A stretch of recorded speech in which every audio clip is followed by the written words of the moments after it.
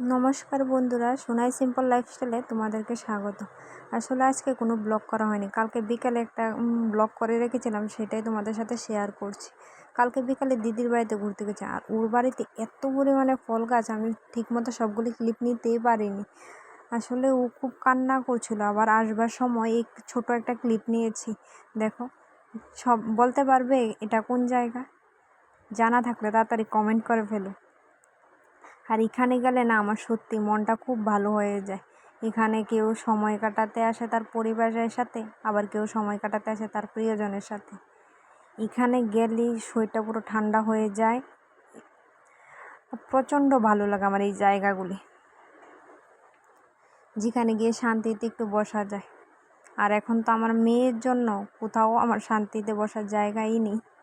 এখানে বসলেও কান্নাকাটি শুরু করে দেয়।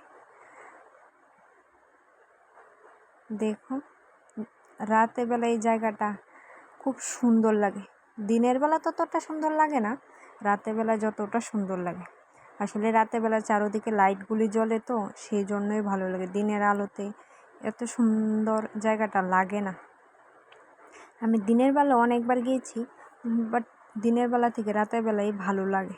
আর দেখো, বাড়ি আসার সময় আমার মেয়ে তখনও সজাগ, আর বাইকে ও দাঁড়িয়েই থাকবে, বসবে না কিছু না। তাই ওকে নিয়ে কোনো ক্লিপ নেওয়াই যাচ্ছিল না, ভয়ে ভয়ে তারপরও একটুটুকু নেওয়া হলো। রবিবার দেখে রাস্তাঘাটগুলি এত খালি ছিল। রবিবার না হলে রাস্তাঘাটগুলি এত খালি থাকে না, শুধু গাড়ি যাতায়াত করে, বাইক যাতায়াত করে, প্রচণ্ড পরিমাণে ভিড় লেগে যায়। কাল রবিবার থাকায় অনেকগুলি দোকান বন্ধ ছিল, তাই রাস্তাগুলি এত ফাঁকা ফাঁকা ছিল।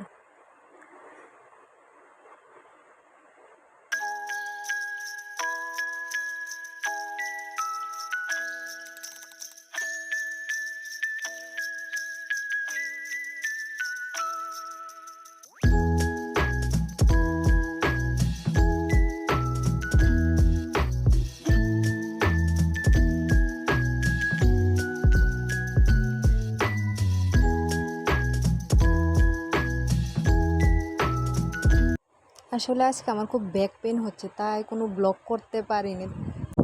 তাই কালকে বিকালের ব্লগটাই তোমাদের সাথে শেয়ার করলাম। আর দেখো, দিদিবাড়িতে আসার সময় কতগুলি আম নিয়ে এলাম। আর আজকের ব্লগটা এই পর্যন্ত। টাটা।